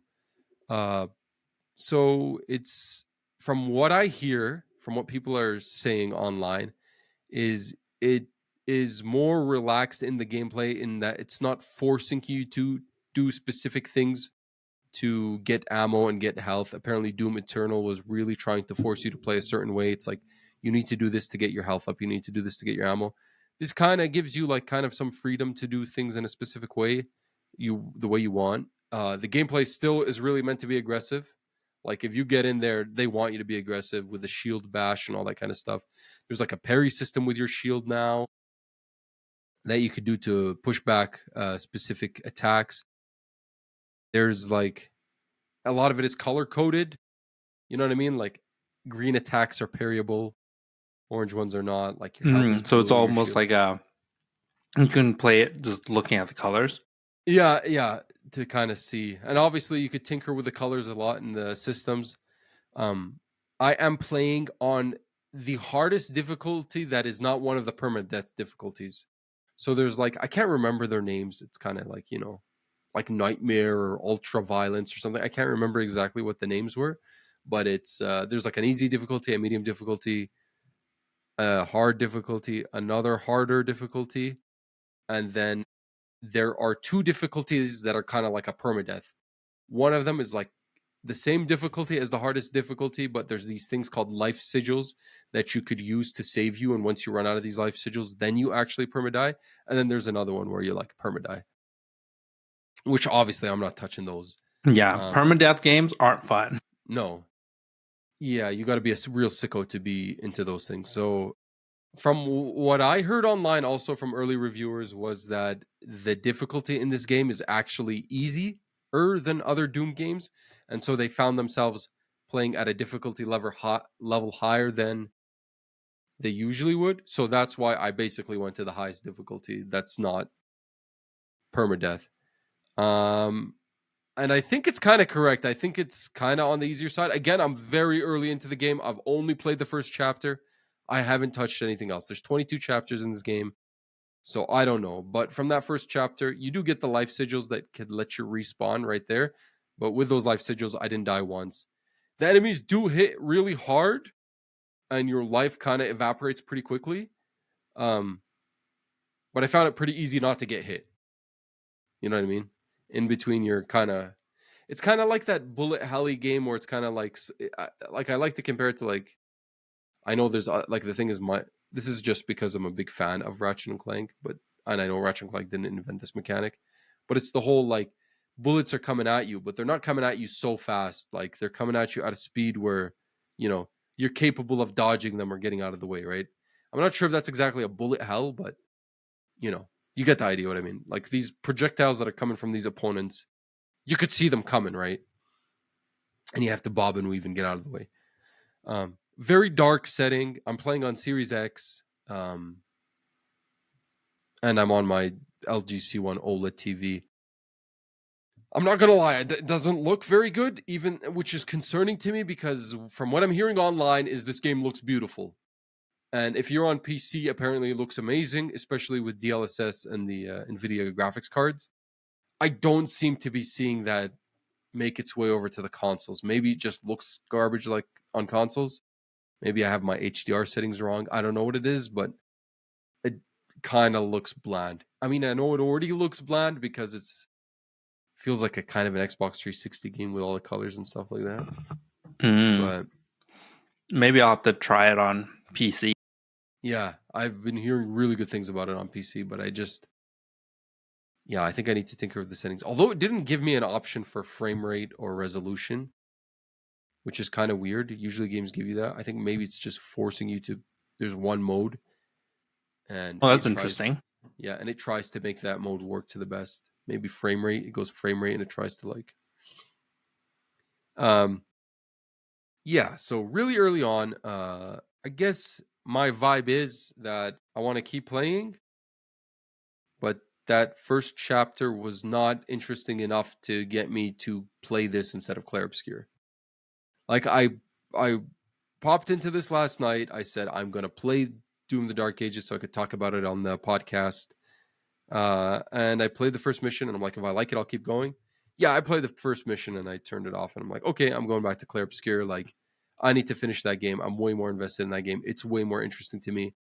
Uh Maybe this game, once the game gets more difficult and there's more enemies and there's more weapons, it gets more entertaining and you're in that like kind of mode where you're like bobbing and weaving, shield dash, block, parry, melee, finish move, kill, like all that kind of fun stuff. Mm-hmm. But I'm not gonna lie, it didn't immediately grab me. That first level was not like, oh, this is it, we're back, this is Doom. Which is a crazy contrast to a game that I actually played somewhat recently. I believe in the beginning of the year, and that was Metal Hellsinger, which is also a Doom-like in a kind of oppressive, you know, that whole like heavy metal style about like the devil and there all these demons are Yeah, coming out of yeah. hell, like a Diablo kind of vibe, like that '90s American developer like setting where you're fighting the demons of hell and there's pentagrams and stuff everywhere, right? Um, Mm-hmm. so Metal Hellsinger was exactly that, and I could feel like the vibe is very comparable to Doom. That was actually also a rhythm game because you had to like play to the rhythm to do that stuff to fight in that game. That game was like immediately gripping, and I immediately was like, "Oh my god, this game is amazing!" And I want to keep playing it. And the soundtrack was so good. I know Metal Hellsinger soundtrack is actually like actual heavy metal tracks from bands. I was kind of shocked to like not feel the same way about Doom the Dark Ages from the get go. I was kind of like, "Oh, this is cool. I'd rather play Metal Hellsinger." So That's a little bit sad. Maybe it's the soundtrack that really makes a difference, though, for those I have, games. yeah, I have been hearing that from people who have played both Doom 2016 and Doom Eternal, that the Dark Ages is OST is not as good as those ones, and it feels like there's something wrong with the audio, like the balance. Like I just feel like sometimes I'm not even hearing the soundtrack. I'm just hearing like my footsteps walk around, and Oh, can you change I, the audio though? I need to. I think I need to somehow. I need to figure something out. But yeah, dude, like Metal Hellsinger was so fun. Like playing everything to the beat, and it's Metal Hellsinger is clearly like a Doom clone. Like even the way you like reload and you pick up ammo and you get health from these enemies and you like you do finisher moves. It's clearly that, but and the way it's like bullets are coming and you have to bob and weave. But that game was so fun. Like I instantly got like hooked into it. So I don't Yeah. know. Do you think you'll come back and finish it? Doom the Dark Ages? I think it's Yeah. going to be a question of when I finish Clar Obscur. I do want to play a little bit more just to see like I know I have seen in the trailers there's like a chainsaw weapon. There's like some really cool weapons, right? And I really Yeah. like gamey games like that, but like Clar Obscur is just too good for me to play any of my waking time on anything else. Like it's not even close. Like I just was thinking about Clar Obscur the whole time I was playing. It'll have to wait till I'm done that, and if I have enough time to squeeze it in between that and Elden Ring Night Rain and the Hmm. Switch 2 release, sure. If not, it'll hit the back burner. Yeah. I mean, I don't think I'm interested, but it's not something that I would even add to my list right now. I think just because Yeah. of what's going on. Yeah. Like I really want to go visit what is it called? The Midnight Walk. Yeah. I mean, the Midnight Walk is really on my radar too because Yeah. VR, but it is a flat game as well. You could play it on flat surface. Hmm. I And think I've heard some good things about the story yeah, online. I believe it's like it has something to do with that game, Lost in Random. I believe it's from those original devs, but yeah. Yeah, but again, I mean, Clair Obscur is like, yeah, it's not very long too. It's like 4.5 hours. I really want to play it in VR. So Revenge of the Savage Planet looks good. But I mean, man, like this is a game of the generation, dude. You can't drop it to play anything else. It's so Hmm. good. Clair Obscur is so good. Yeah. So that's Doom of the Dark Ages. We'll see. We'll see if I get Claire out of the way before Elden Ring Nightrin. I'll for sure. It'll be next on my list to hop back into. Yeah. Wise, I have been playing these two indie games on Steam Deck, which they're not really new. They're pretty old. They've been out for a long time now. And they first came out on mobile, actually. But I think recently I saw the trailer for the third one that was coming out, and I was like, oh, this looks really cool, but there's a one and two. So I bought the one and two on Steam, and they're really fun. I finished one, and I'm just about done two. And that's like Monument Valley 1 and 2. So they're just like these isometric puzzle games where you're like, it's like isometric and you're looking at this world from a specific angle and you just do environmental puzzle solving. But have you ever seen those like drawings where it's like an optical illusion? The geometry of something is an optical illusion where it looks like something is connected in ways that don't make any sense. Yeah, or like perspective wise, right? Yeah. If you change the perspective, then you can see it. Yeah, exactly. That's exactly what this game is. And you just kind of go through the world and you solve these puzzles by changing the perspective. And the really short games, and it's really cute because it's like I've replaced doom scrolling with it. Like I just pick up when I got like 5 minutes or 15 minutes or something, I pick up the Steam Deck and I play a level. And it's like 10 minutes long or whatever, and I move on to the next one. So they're really wonderful games if you haven't heard of them. And they are on mobile because that's where they came out. And if you search up the art, Durwin, it's like really beautiful art. And the developers basically said we wanted like every frame to be like picture perfect. Yeah, the color palettes remind me of Neva. I've seen Monument Yes. Valley before. Yeah, Yeah. Yeah, they do remind me of Neva. That's kind of the vibe I had. But yeah. So I played number one and with all the DLC, I'm playing number two right now. Number three came out as like a Netflix games mobile exclusive or something right like that. I didn't even know a third one came out. I Yeah, only well know the that's first why. two. There you go. There you go. That's why. But the third one is going to come to Steam and consoles sometime this year. Are you gonna pick that up when it comes out? Yeah, I think so. I think I really like these first two ones. That I'll play the third one. Yeah, I know that they were very like highly rated in the They past. are. Yeah, I just never knew about them. Never heard about them before I saw the trailer for the third one. And then otherwise, the bulk of my time has been spent on Clair Obscur. Um, it's like I think we've talked about it enough on the show. Like the combat just keeps getting better and better. The way you synchronize your allies together to do things in a specific kind of chain of events. The parrying, bro, like it's just so satisfying getting the parrying done. The world is beautiful. The soundtrack is beautiful. The characters are amazing. The story is great.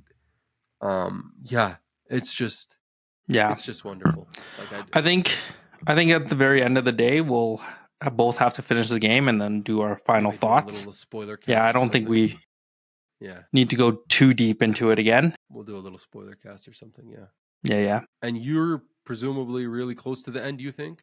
Yeah, I think I'm on the very last boss, so I'm just waiting for you. It's not a click and bait. You're gonna like. There's gonna be more to it after that very I final re- boss. Are I you don't know. really We'll, sure? we'll really see, but I'm pretty sure. I'm pretty sure. Yeah. So, have you been playing anything else besides Clair Obscur?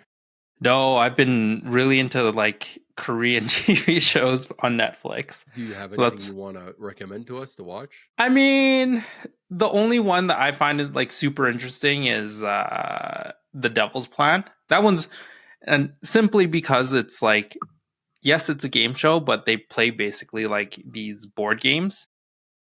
Mm.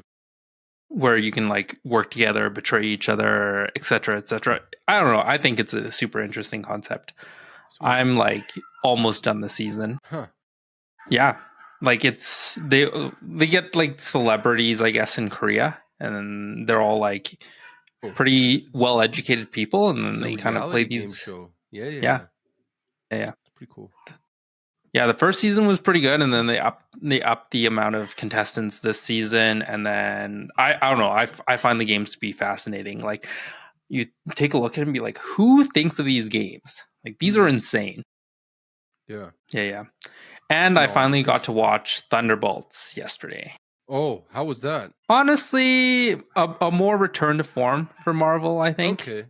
Yeah. Okay. Like, you get kind of the B-list Avengers, right? Yeah. So they're always a little bit funny. Like David Harbour as the Red Guardian, hilarious. Yeah. I don't know. I really like Florence Pugh You mean Florence as Yelena. Pugh? Yeah, Pug. Yeah. I like her as an actress too, yeah. Yeah, yeah, she's great. David The Harbour's in it, rest yeah. kind of boring. Like I don't know, American Agent, John Walker or whatever.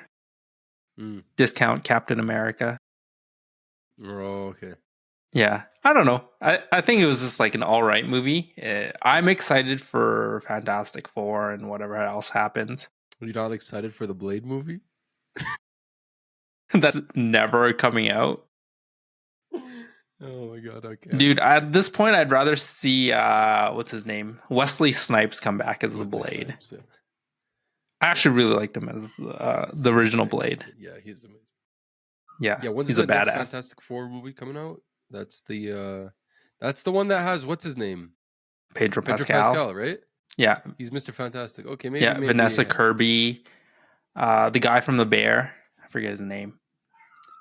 Oh, And Vanessa Kirby. I only know this actress from Fast and Furious. no. I haven't watched Fast and Furious. Think of that from that show. Why do I feel like she was in The Crown? Oh, No. maybe I don't know. Where have I seen her? I feel like she's in The Crown. Am I stupid? Yeah, isn't she Princess Margaret in The Crown? Yeah, she's Princess Margaret in The Crown. Yeah. Mm, Yeah. I don't know. Pedro Pascal is husbando material, so yeah, I I believe think he's that in it. one is going to be like the one that does really well for Marvel. Mm. Yeah, although previous Fantastic Four movies have sucked, we will see. Yeah, I think most superhero movies suck, but that's just me. Yeah. Anyway, okay. I know I've been promising we'll do a little bit of a fun segment every episode, and I've kind of half committed to the promise and not committed to the promise. And we're gonna have some fun episodes coming up because we got all our predictions episodes and all our reactions episodes for Summer Games Fest coming up. But I thought, how about this? Quick 5-10 minute off the top of your head, Derwin. I want you to give me your top 5 anticipated games, whether they have a release date or not, yet to be released. Regardless, if we have a date for No it or not. matter what, doesn't matter what it is. Doesn't matter. I mean, I would prefer if it was a game that was actually announced that we know exists. But if you want to talk about a game that doesn't exist, if you're going to tell me Bloodborne Remastered, well, fine, we'll take it. Oh, let's see. Think is off the top of your head. You can't be looking. That's the All right. idea. Because if you look, then maybe you'll do the math and be like, actually, this is more important than this. No. What's your feeling? Mine are going to be like a little bit out there. I am super excited for the next Ratchet and Clank game whenever that comes out. Yeah. I feel like I can't be excited yet for that because we don't know when it's coming out. We haven't seen it. You know? I know, like we know nothing about it, but like I can It's guarantee not you even it's in the works. I bet you it's there. I bet you they have some sort of a concept. They do for sure, probably, but it's probably not in full production yet. Yeah, and what that signifies to me, the reason why is because that probably is PS6, baby. I imagine. Yeah, 100%. Okay. So I'm going to say that's number one. You hate it, but I love it. Is that Heretic one, the Naughty Dog Heretic game? Oh, dude, yeah, okay. Oh, whatever. What is it called? Heretic, the First Prophet or something? Yeah. Okay. I think that's fascinating to me because I believe in Naughty Dog. Okay. I'll play it for sure because it's Naughty Dog. Not on my radar though. Not on your radar, but definitely something that super interesting to me. Well, on my radar, but not like anything that's you know. Oh man, let me think about what else. This is really stupid, but I want Pokemon to re-release like Pokemon Fire Red or Leaf Green on Switch 2. Okay. That's a little bit out there. But I don't that's know like, what their plans are with Pokemon, to be honest. But these are like hopes and wishes. I was hoping for something more concrete. Okay, Like, let's even be Ratchet real. and Clank is That's not going to that be for sure concrete. coming out. Like, there's no question about it. Of what? That they're going to remake the original Pokemon games. They always remake the original Yeah, Pokemon games. Fair enough. Especially like I'm done with like the newer Pokemon. Like Sword and Shield, not great. Scarlet Violet, didn't even bother playing. Like I want to go back to like OG, like Fire Red days, or even like Soul Silver, Heart Gold kind of days. Yeah. Okay. That's 4. 4. Fifth one. How could I? Horizon Forbidden West or East or whatever they want to do. Yeah, the next one. There's probably got to be a third one for sure. Yeah. You know that, right? Or whatever it is. Yeah, like I want them to skip through one and the MMO one. Yeah, I want to skip all of those. Like I want to know the next part of the story. The next first. Yeah, like I like honestly this MMO game that's coming out, not interested. Didn't it get canceled or is it still? Yeah, like or whatever side game that they're gonna do. Because I understand that there's like a lot of extra content for it. I don't know if it's officially canceled. I think it was, right? There's like, it's 2 different games. It's not the same game. There's like it's not gonna be the same game, but like I really just I need it. I don't want to wait another like 10 years to find out what happens. So you got a lot of games on there that aren't even announced. All right. You could look and see if you missed anything. Okay. And then I'll list mine. Okay. And then or we could look together and be like, "Oh, I want to change it out for this." Why don't you list yours and then we look at it. Number 1. Ghost of Yote, without a shadow of doubt. Like the way it's looking right now, that game is going to be bomb. Like I was kind of low on it, but I think the last trailer that I saw, I was like, okay, bro, we're back. We're back. I can't wait for that game. October 2nd, stop, drop, and roll. I'm not doing anything else when that game comes out. Second, I don't know, man. This GTA 6 hype's been pretty crazy. And I feel like I'm ready. Like GTA 6 is up there. The hype for this game is nuts. And like, yeah, it's going to be wild. Like, I can't wait for GTA 6. Well, I can wait, but it'll be good. I think third off the top of my head, like, it's got to be Marvel's Blade. Like, I can't wait for this game. I can't wait for this game. Oh my god! I want to see what Arcane Leon is cooking. I love their games. I want to see how they're gonna merge this with some type of Blade universe. I really, really, really, I'm looking forward to that game. I think fourth has got to be Metal Gear Solid Delta Snake Eater. Like that's just coming around the corner here in August.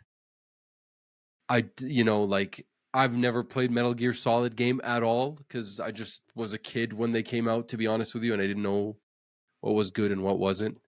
And you didn't play Metal Gear Solid 5, hey? No, because it was like the 5th of like 5 games that you got to play it for the waifu. I heard, yeah. It's just kind of like it was like the 5th when it came out was the 5th of like 5 games that like I hadn't even like touched when I was a kid.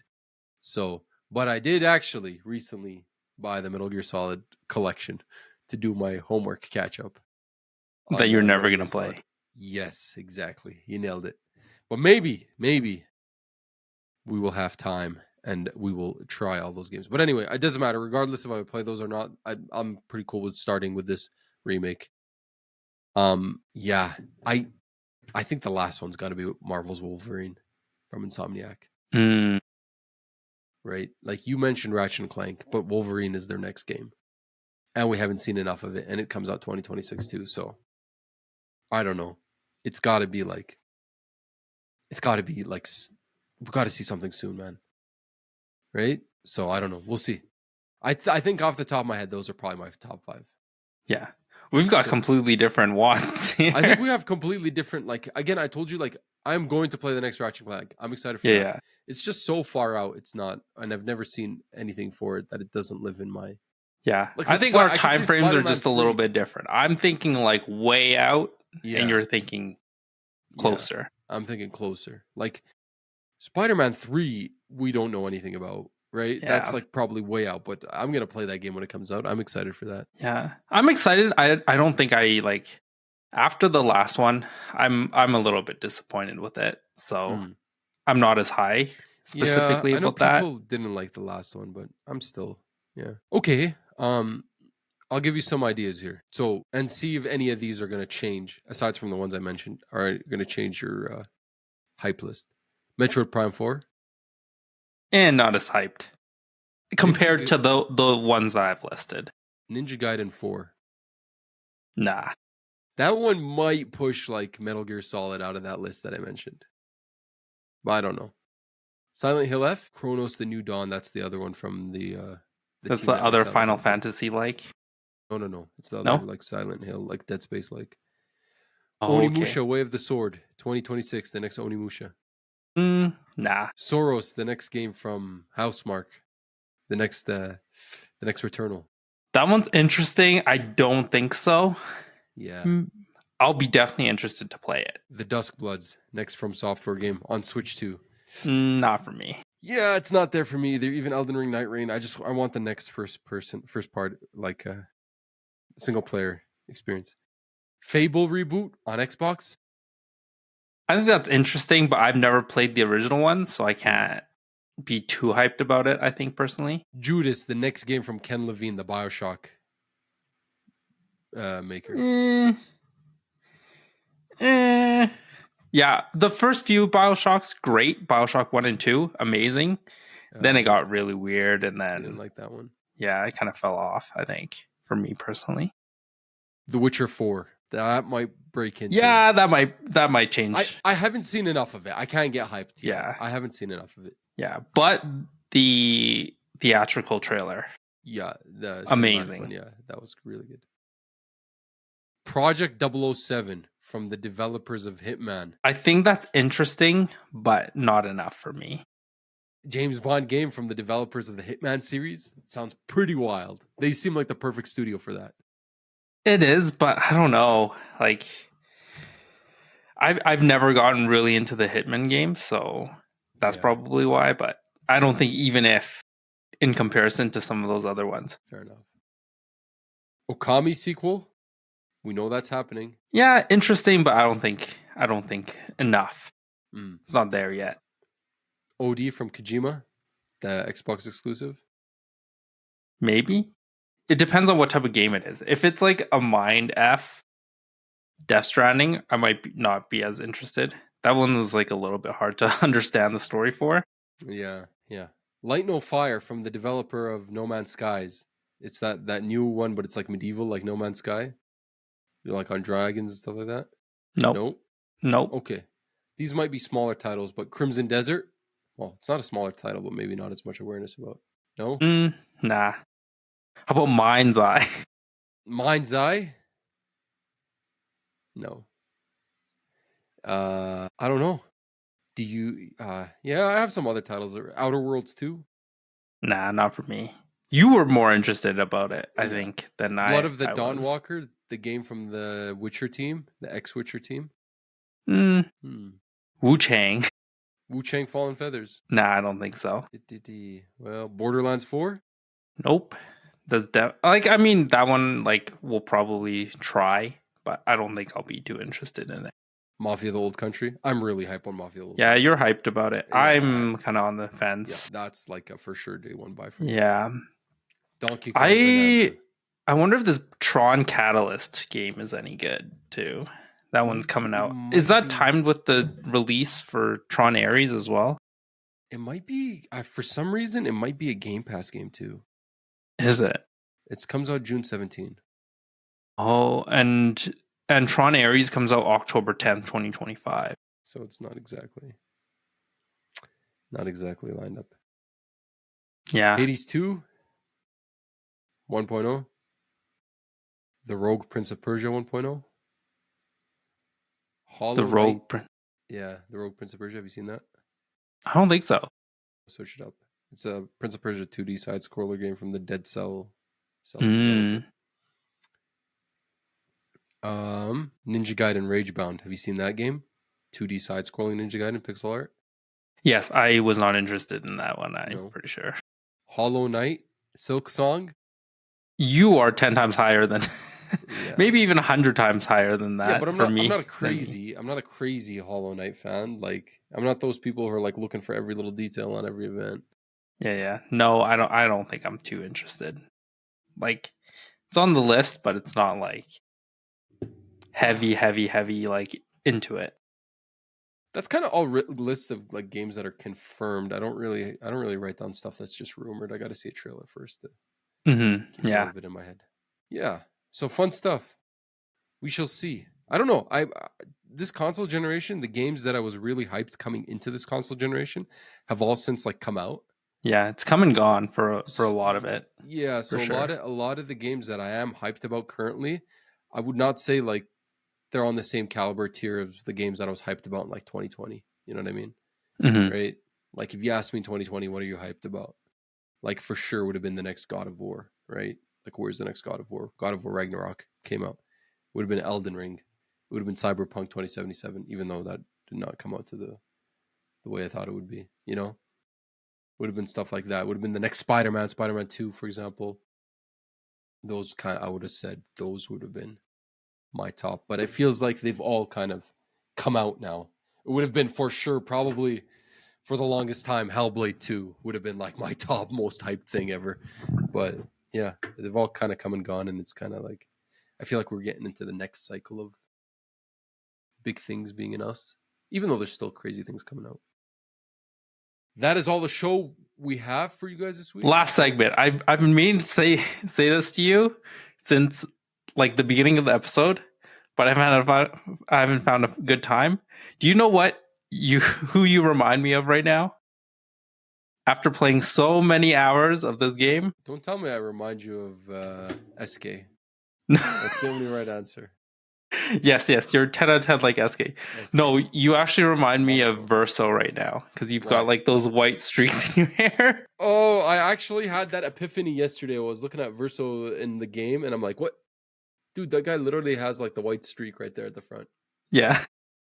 But I do not have a voice like Ben Starr. Yeah. Should Dude, I be a voice actor like Ben Starr? The voice actors for Clar Obscur too, stacked. Yeah, have you looked? Jennifer English too, Shadowheart from Baldur's Gate 3. Yeah. Charlie Cox as Gustav. Charlie Cox for Gustav. Yeah, they're pretty. Yeah, Andy Serkis for Renoir. Yeah, it's pretty wild. I'm like, how the hell did they get these guys for this like indie game? Dude, Clar Obscur is literally such a like story for success that it's like no other publisher has any excuse. Like nobody has an excuse anymore. Like you can't tell me the game's too expensive. We need to raise the price. You can't tell me I have to lay off 1,000 people. You can't tell me like the writing is bad or the whatever is bad or the graphical whatever is bad. Like, no, you don't have an excuse. 30 ex Ubisoft dudes literally made a killer game with like AAA production quality. Right? Yeah. It blows my mind. I like looked back at the voice actors. Like I was actually meaning to talk to you about this last episode too. I was just like, oh my god, my mind is blown. Like the fact that they got these like top stars to be the voice actors for them. Yeah. I think this game is probably going to go down as like greatest games of all time for me. I got to wait till the dust settles and like see how I feel about it after. I just think I'm going to think about this game for a long time, right? Yeah. Like this has been, I don't know. We're talking about it again, but like best turn-based game. I have a question. I'm going to argue this is the best turn-based game of all time. Can someone disagree and provide me with turn-based games better than this so that I can go play them? Because if there's something better than this, I want to play it. You know what I mean? Mm-hmm. Like, it's insane, dude. This game is insane. This game is like goaty right now. Like, not even a question. We're into May. It's Goaty. Like, I don't see even anything else coming out that's gonna beat this. Maybe Ghost of Yote personally for me, but even then, I don't see it like beating it. But completely different genre. But whether or not I can take it in like game of the year, I don't know. It's gonna be hard, I think. Listen, let's not get excited because this game was a sleeper hit anyway. Right?